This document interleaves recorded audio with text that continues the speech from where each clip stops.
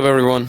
In this video, I'm going to cover a quick story that I've seen dozens of times when it comes to brand owners that start to do email marketing, see the amazing results we provide, and their decision making after that. And I remember this one story. It was the goose and the golden egg. I'm not 100% sure whether you are familiar with that, but it's basically a countryman who got a goose, and the goose was actually laying beautiful, glittering golden eggs.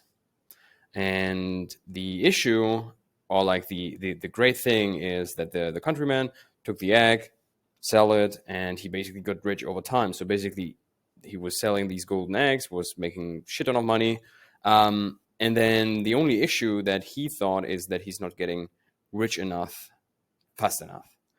So because the issue was that the goose only laid one single egg a day.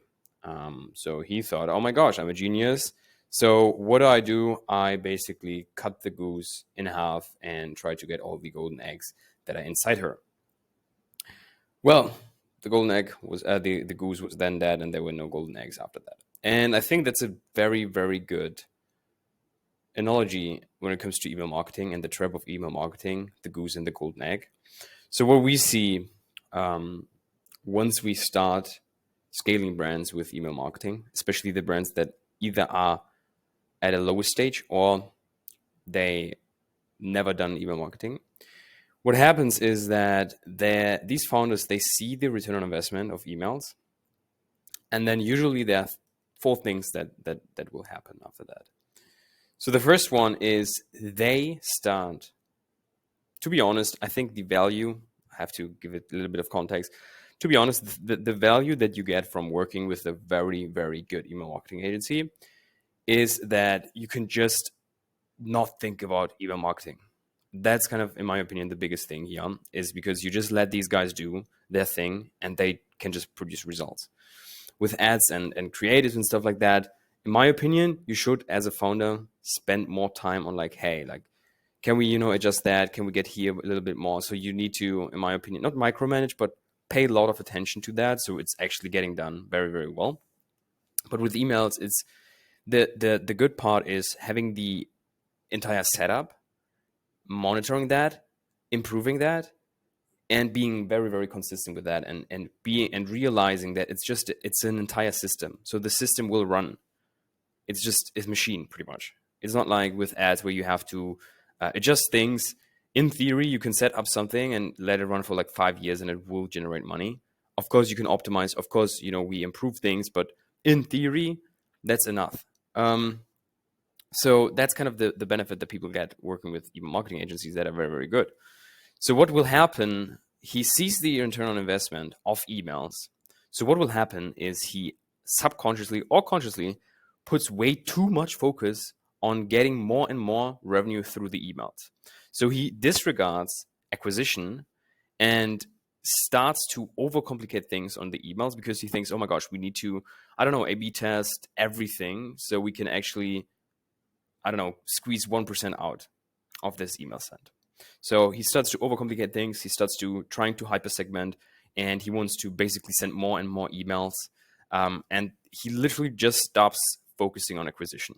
And I think that's kind of the worst thing that can happen, because we've seen it dozens and dozens of times with clients. Is what happens is basically we start with emails. So one case is they never did emails. So what they did, they basically built this foundation for us over the years that hasn't been touched at all.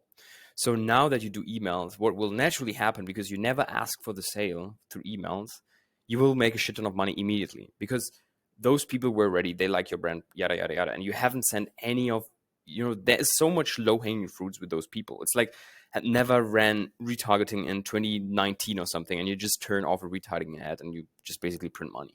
That's what happens with emails. But what will happen with retargeting in 2019, when you just do retargeting, it will dry out at some point.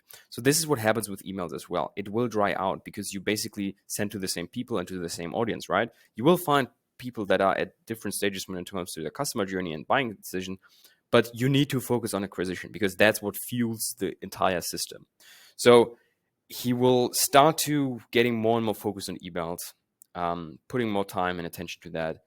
way less focus on acquisition, getting creatives done, cracking cold, forgetting about, product quality and stuff like that.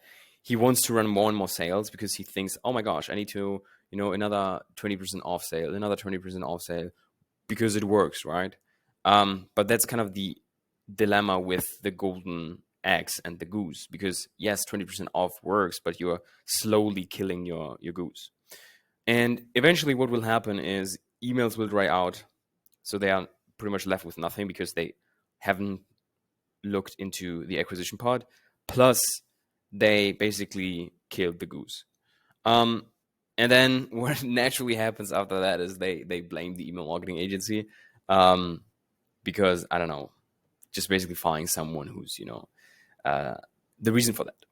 So that's the trap of email marketing, the goose and the golden egg.